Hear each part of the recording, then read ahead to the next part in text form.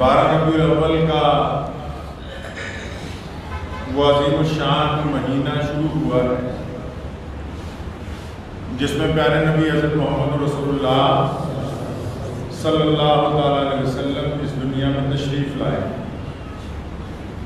اور اسی مہینے کی 12 تاریخ کو پیارے نبی حضرت محمد رسول اللہ صلی اللہ علیہ وسلم اس دنیا سے واپس پردہ فرما۔ گفتگو کا آغاز کرنے سے پہلے حضور اکرم صلی اللہ علیہ وسلم پر سلام اور درود بھیجا جائے۔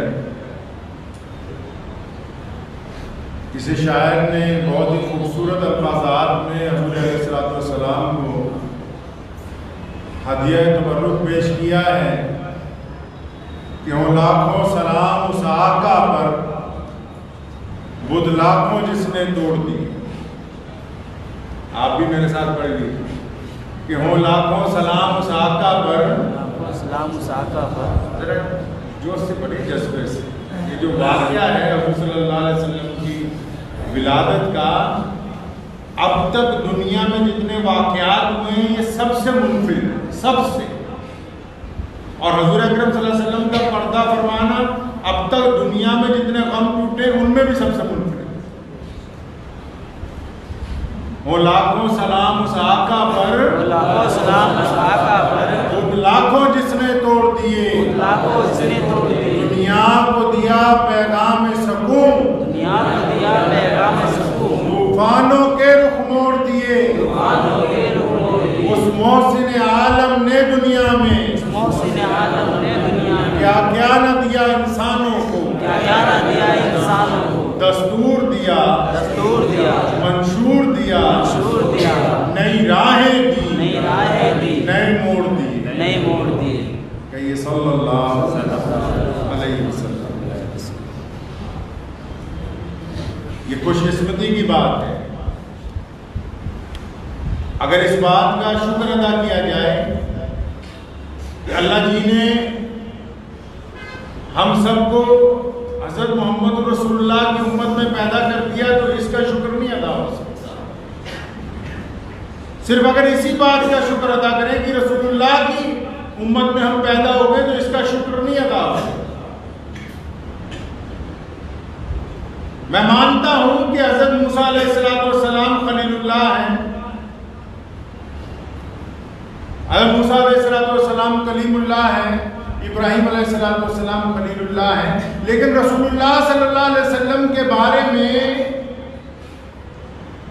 سونے رسول کے بارے میں اللہ جی نے کیا کہا؟ فرمایا دنیا کے لوگوں، فرمایا انسانوں سنو، میں محمد الرسول اللہ کو سلام بھیجتا ہوں، تم بھی محمد الرسول اللہ کے اوپر سلام بھیجا۔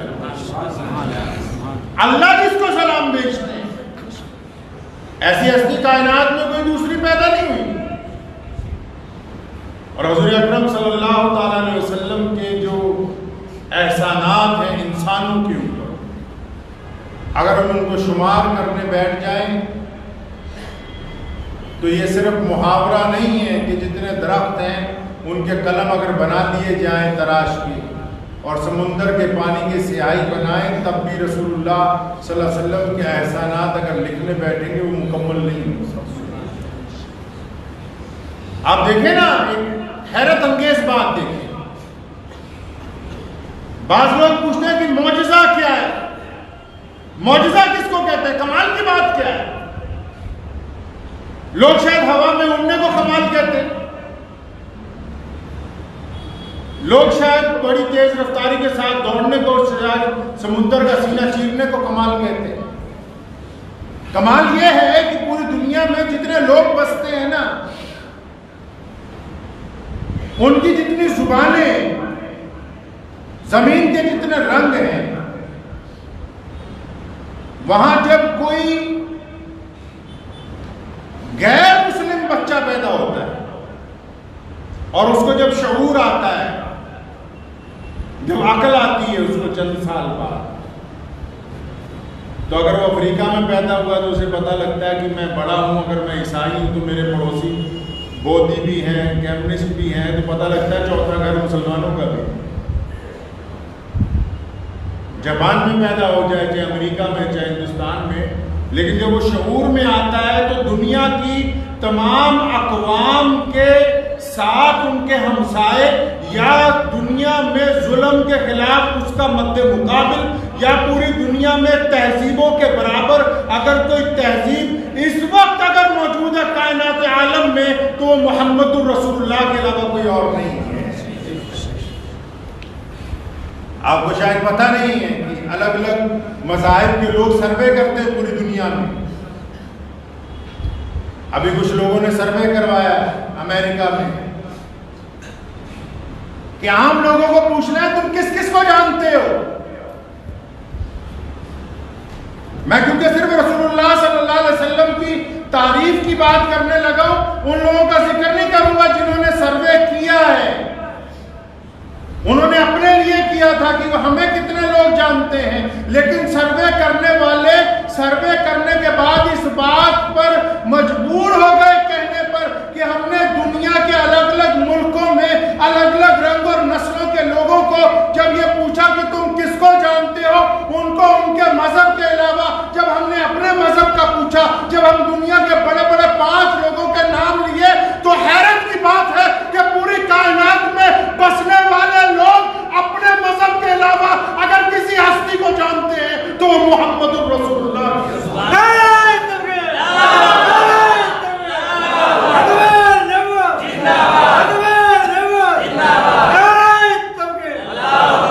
लोग पूछते मौजज़ा क्या है? ये मौजज़ा नहीं कि हर मुल्क में जालिमों के मद्दे मुकाबिल मोहम्मदुर रसूलुल्लाह के मानने वाले खड़े, ये मौजज़ा है। एक मियाँ साहब तकरीर कर रहे थे तो वो लोगों को जहन्नुम से डरा रहे थे ताकि लोग अच्छे अमाल करें।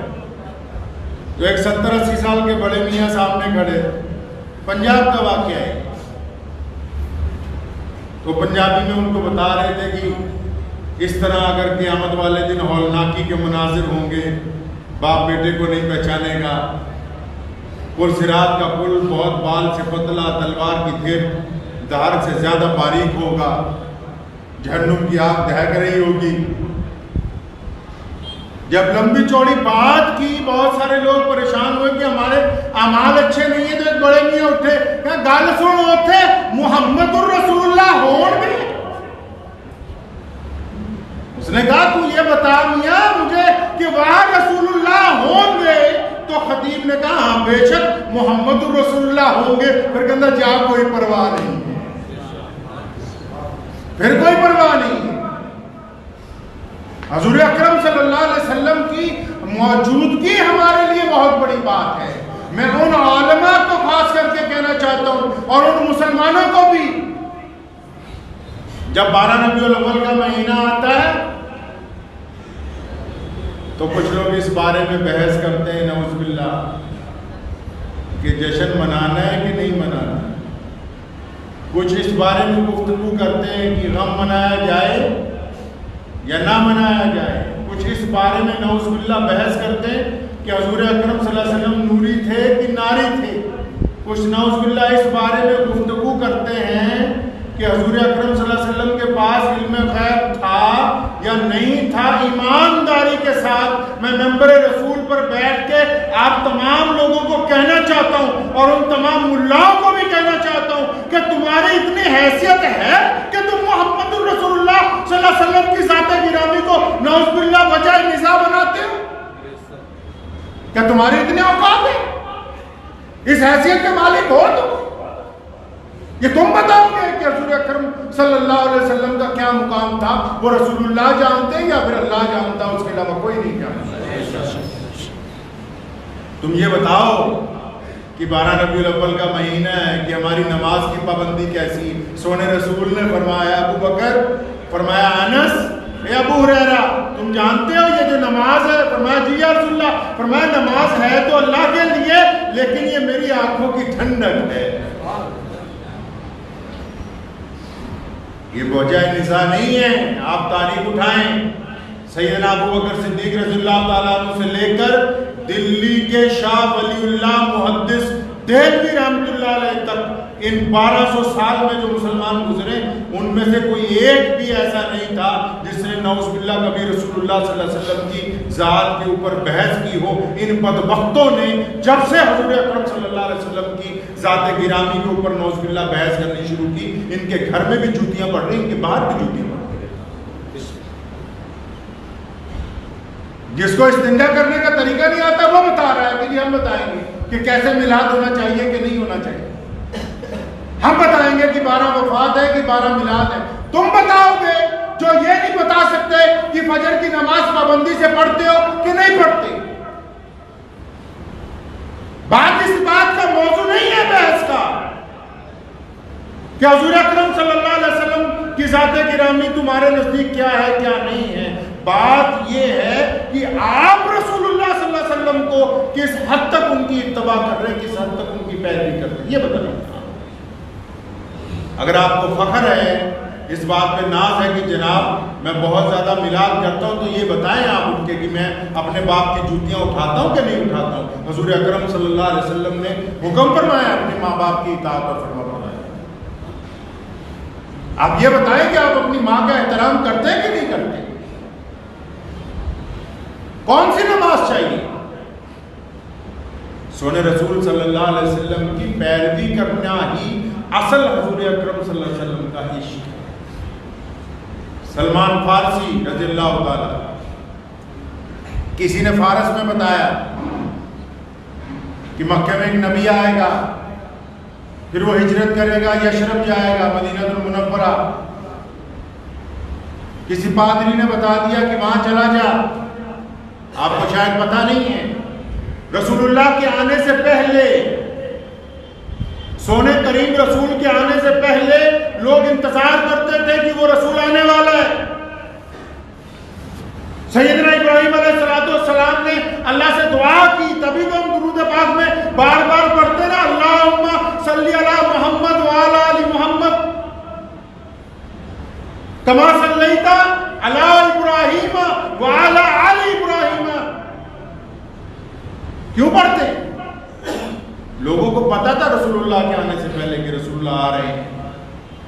یمن کے بادشاہ نے یشرب میں جا کے سونے رسول کے لیے محل بنایا اور چٹھی لکھی کہ یا رسول اللہ میں آپ کو سلام کہتا ہوں۔ کب بنایا؟ 1000 سال پہلے۔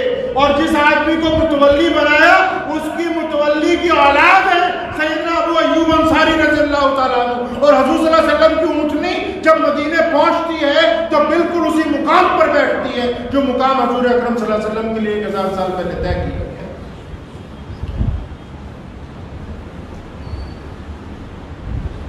تو سلمان فارسی غلام ہے، کسی پادری نے بتا دیا، اس کو غلامی کرتے تھے، مرنے لگا، کہنے لگا اب میں کیا کروں گا، مجھے کوئی سیدھا راستہ دکھائے۔ کہتا ہے یشرب چلا جا۔ یشرب مدینے کا پرانا نام ہے کہ وہاں ایک نبی آنے والے ہیں۔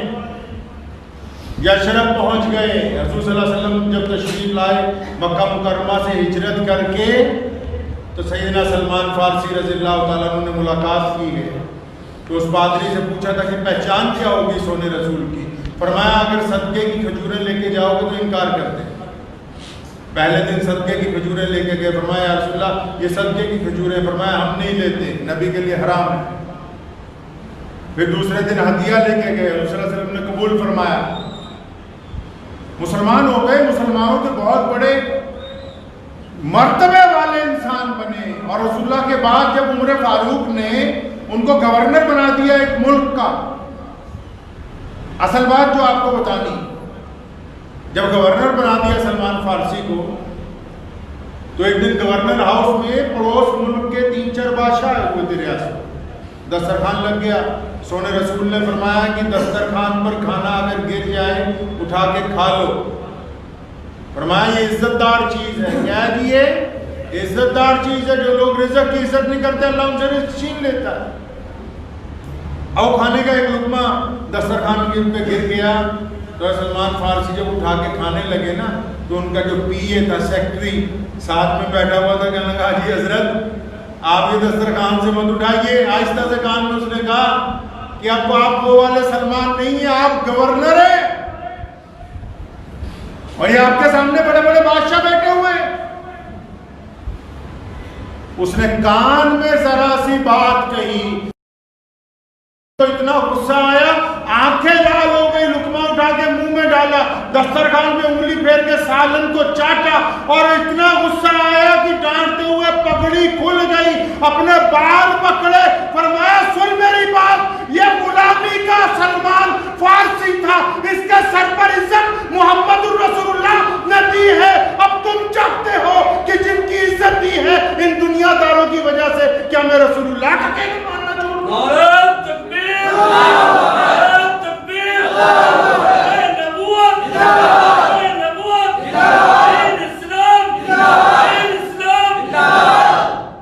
تم کیا چاہتے ہو؟ یہ دنیا داروں کی وجہ سے رسول اللہ کا کہنا میں رسول اللہ کا کہنا ماننا ہی مقدم ہے۔ تو 12 ربیع الاول میں وہ کون لوگ ہیں جو بحث کرتے ہیں آپس میں؟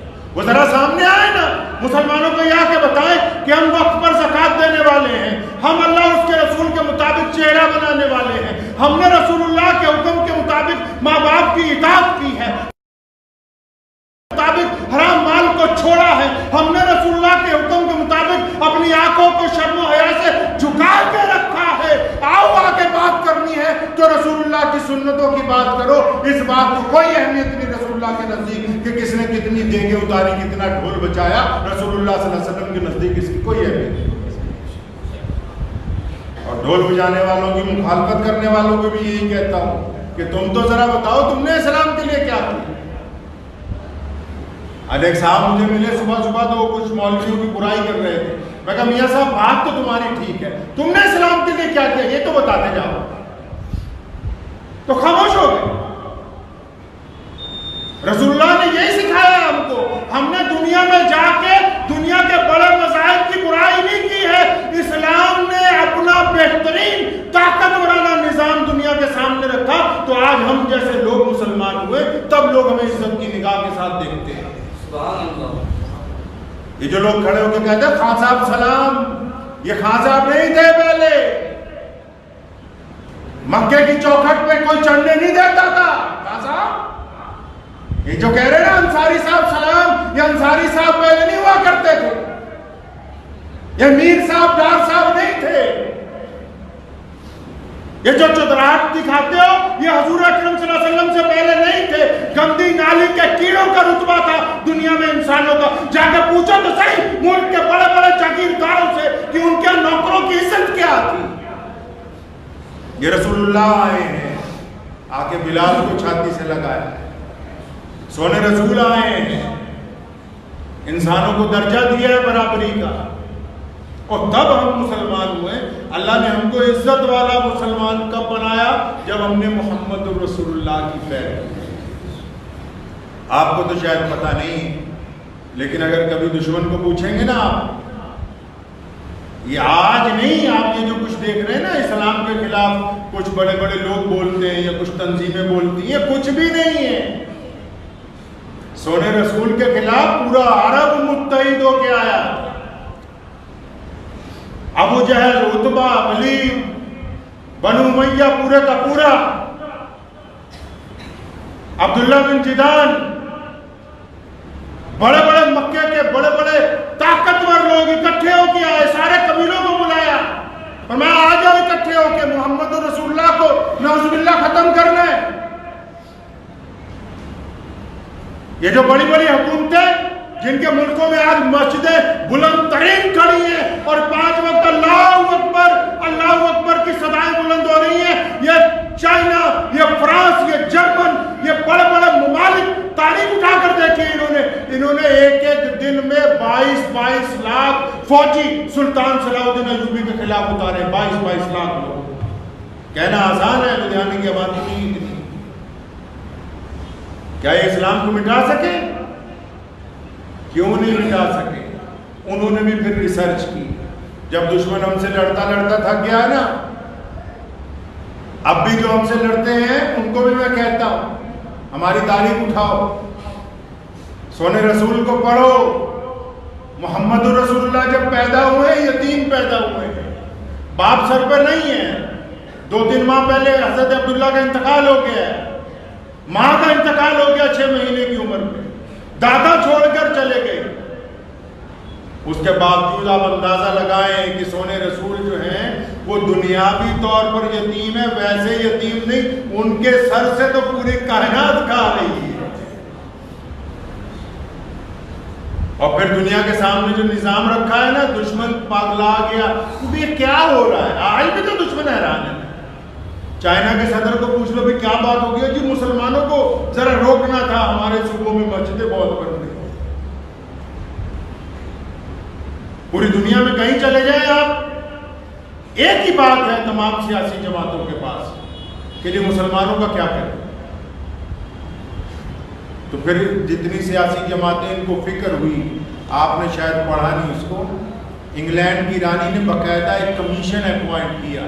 اس نے کہا یہ پتہ کر کے مجھے اتنا بتا دو کہ جس طرح میرا راج ہے نا یہ میرے سر پہ چلتا ہے، تو میں نے یہاں بڑے بڑے لوگ لگائے جو پوری دنیا سے دولت اکٹھی کرتے ہیں، فوج بھرتی کرتے ہیں، اس فوج کو الگ الگ ملکوں میں بھیجتے ہیں. ہماری اتنی بڑا سسٹم ہے جس کے بل پر ہم راج کر رہے ہیں. یہ مسلمانوں کا سسٹم کیسے چلتا ہے؟ کئی سال ریسرچ ہوتی رہی. کسی نے کہا بیت اللہ کی وجہ سے چلتا ہے، کسی نے کہا قرآن پاک کی وجہ سے چل رہا ہے، کسی نے کہا نہیں مسجدیں بن گئی اس کی وجہ سے چل رہا ہے. تو انہوں نے کہا اچھا قرآن پاک ختم کر کے دیکھو. دنیا کے کئی خطوں میں قرآن پاک کے خلاف مہم چلائی گئی، لوگوں کے گھروں سے قرآن پاک ضبط کیے گئے. جائیے پورا رشیا کے تمام ممالک کو دیکھیے. مسجدوں کے خلاف مہم چلائی گئی، مسجدیں توڑو، مسجدیں بند کرو. مسلمانوں کا لباس بدلنے کے خلاف مہم چلائی. اس کے باوجود وہ پریشان کہ بھی یہ اسلام چل کیسے رہا. تو پھر جب کمیشن اپوائنٹ کیا نا، اس کمیشن میں کچھ سمجھدار لوگ بھی تھے، اس نے رانی کو بتایا کہ یہ اسلام ایسے نہیں چل رہا ہے. یہ بیت اللہ کے چاروں طرف جو 24 گھنٹے طواف ہو رہا ہے یہ ایسے نہیں ہو رہا ہے. یہ جو دنیا میں کروڑوں اربوں مسلمان 5 وقت اذان دے کے نماز پڑھ رہے ہیں ایسے نہیں پڑھ رہے ہیں. یہ قرآن کی تلاوت جگہ جگہ ہو رہی ہے، وہ ہو کیسے رہی ہے؟ انہوں نے کہا ہم نے اس کا نچوڑ نکال لیا. یہ ساروں کا پاور ہاؤس ایک ہی ذات کے ساتھ جڑا، اور وہ ذات محمد الرسول اللہ کی ذات. ہمارا آپ کا حضور صلی اللہ علیہ وسلم سے رشتہ کیا ہے؟ اور ہمارا تمہارا حضور صلی اللہ علیہ وسلم سے رشتہ کیا ہے بھائی؟ سونے رسول نے خود بیان فرمایا ایمان والا وہ ہے، ایمان والا وہ ہے جو اپنی اولاد سے زیادہ، کیا فرمایا؟ اپنی اولاد سے زیادہ کس کو چاہتا ہو؟ رسول اللہ کو چاہتا ہو. فرمایا اپنے ماں باپ سے زیادہ کس کو چاہتا ہو؟ رسول اللہ کو چاہتا ہو. فرمایا اپنے مال سے زیادہ کس کو چاہتا ہو؟ رسول اللہ سے چاہتا ہو. اور پھر آخر میں فرمایا کہ سنو، جو اپنی جان سے زیادہ مجھ کو چاہتا ہو وہ کلمہ لا الہ الا اللہ محمد رسول اللہ پڑھنے والا، اور جو اپنی جان سے زیادہ مجھ کو چاہتا ہے.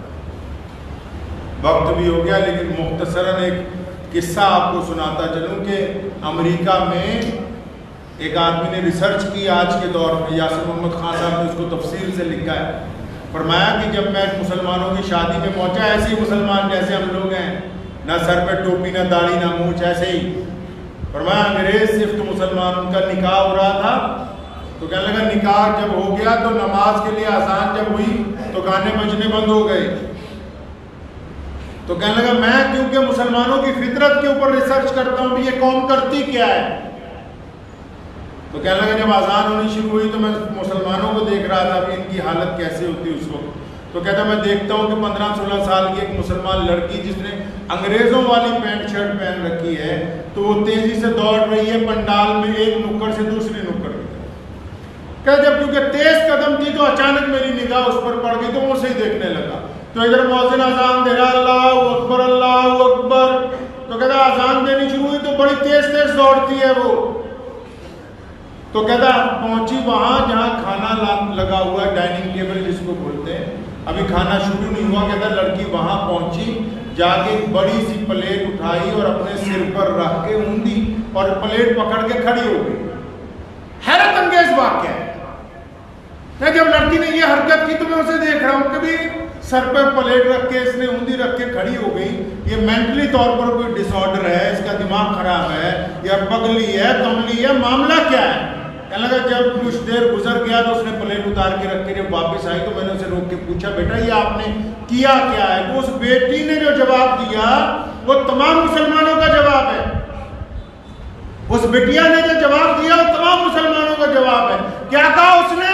کہنے لگی حضرت بات یہ ہے انکل کی جب وہ اذان شروع ہوئی نا تو میں کیونکہ انگریزوں کے کپڑے میں ہوں اپنا دوپٹہ گھر بھول آئی, تیز تیز اس لیے بھاگ رہی تھی کہ محمد رسول اللہ کا نام آنے سے پہلے اپنا سر ڈھانپ لوں. تو اس نے لکھا کہ جو قوم رسول اللہ کے نام کی بے ادبی برداشت نہیں کر سکتی دنیا کی کوئی طاقت اس قوم کو قیامت تک ختم نہیں کر سکتی.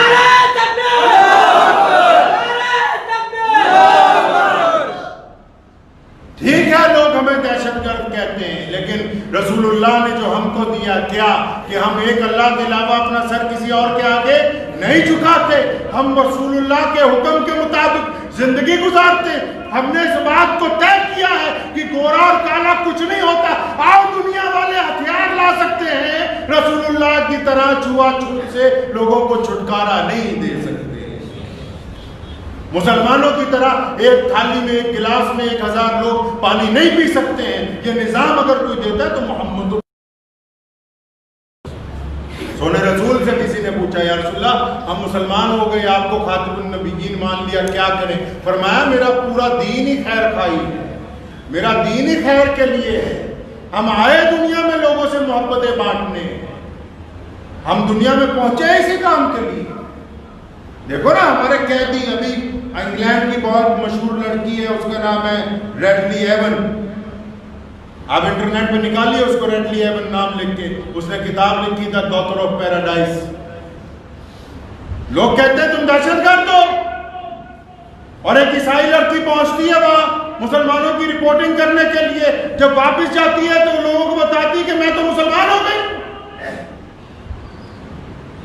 وہ کیوں مسلمان ہو گئی؟ کہ جن لوگوں کے پاس میں رہی, جن کی میں قیدی رہی, انہوں نے کبھی میری طرف گندی نگاہ سے دیکھا ہی نہیں, میری طرف آنکھ اٹھا کر نہیں دیکھا, میرے کپڑے سوکھتے تھے ان کی طرف نہیں دیکھا کہ غیر محرم عورت ہمارے درمیان قید میں ہے. کہنے لگی ایسے بہترین مسلمان میں نے نہیں دیکھے دنیا کے اندر جو دوسرے کی بیٹی کی عزت کرنا چاہتا. تو 12 ربیع الاول کا مقصد کیا ہے بھائی؟ اگر آپ کی ذات سے, آپ نوٹ کر لیجیے, آخر مدے کی بات پہ آ گیا ہوں, جو کہتا ہے نا کہ میں عاشق رسول ہوں اللہ اس کو بنا دے, گو آمین. جن کا دعویٰ ہے کہ میں عاشق رسول ہوں اللہ اس کو بنا دے. اب جن کا دعویٰ ہے وہ سن لیں, اگر ان کی وجہ سے کسی غیر مسلم دوست کو ایسا لگتا ہے کہ نعوذ باللہ کوئی مسلمان جھوٹ بول سکتا ہے تو وہ رسول اللہ کی کچہری کا مجرم ہے. اگر آپ کی وجہ سے کسی غیر مسلم کو لگتا ہے کہ مسلمان جھوٹ بول سکتے ہیں تو آپ رسول اللہ صلی اللہ علیہ وسلم کو جواب دیں. آپ کی وجہ سے اگر کسی کو تکلیف پہنچ رہی ہے پڑوسی کو اور پتہ لگ رہا ہے کہ جی یہ مسلمان زیادتی کر رہا ہے تو آپ رسول اللہ صلی اللہ علیہ وسلم کی کچہری میں جواب دیں.